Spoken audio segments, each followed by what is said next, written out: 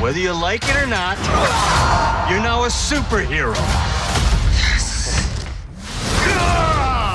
Very good. Just trying to show you. So I just watched She-Hulk Attorney at Law twice. Once for business and the second time for... I'm gonna come. But is it good? What do you mean,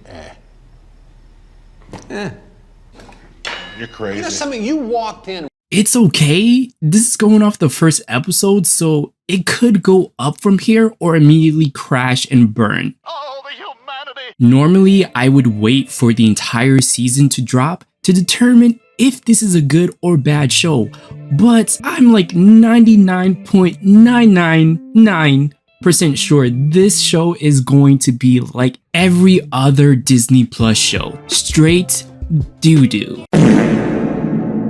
They all start off the same. Really great ad campaign, people online complain about something dumb, and then reviews come in. Oh, what a surprise! It's the best MCU show since the last MCU show. Next you'll say, "You bastard, how could you have possibly known where they were?" You bastard, how could you possibly have known where they were? Huh? I actually can understand both sides. These shows aren't that bad, but at the same time, it never lives up to the hype, even if you didn't walk into it with one. Miss Marvel started off good, and then I realized I'm supposed to be watching an MCU show. Where's the big bad? Why is it every time we ask, what is Kamala, we get a different answer? That don't make no sense. So you'll have to excuse me if I'm a little jaded for the future of this show, and why I don't trust a bunch of critics that dick ride for Marvel, or in this case, get pegged. Dick riding for tomorrow, dick riding for today, dick riding for the straight, dick riding for the gay.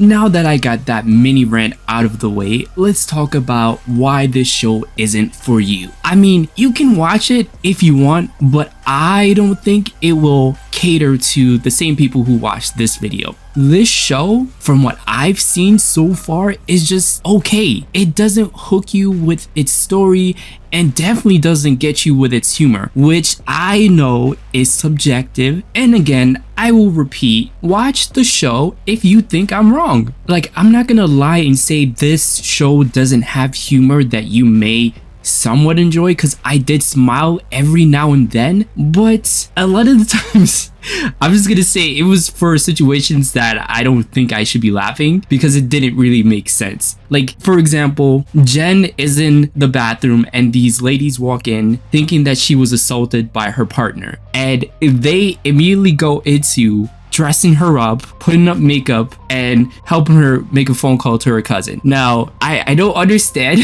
who would do that? Like, a logical person. This seems a little crazy, right? So I'm just gonna write this off as comedy, and I hope this wasn't meant to be a serious thing. And then the next one that I can think of that I smirked at, and I know for certain it's not comedy, was the men hanging outside of the bar trying to get with Jen and like assault her. I'm like, I'm just laughing, or not really laughing, just smiling at the idea, like, why is it every time women at bar, women in the dark, they're always going after them? Like, why is this always a storyline? I'm smiling because this is the start of what I believe is the feminist cringe that's going to be coming out of this show. And in this one episode, there was a decent amount, not enough to make me want to like blow my brains out, but enough for me to actually see it and be like, I'm unprepared for this show. And don't get me wrong, these kind of things can happen to women and most likely do happen to women. But the thing about TV shows, when they try to do this, is like they make the characters a magnet for this particular situation. And it just doesn't make any sense to me, right? Like, for one, the first few minutes we see with Jen, there's this guy who's supposed to be working with her who's just telling her to smile.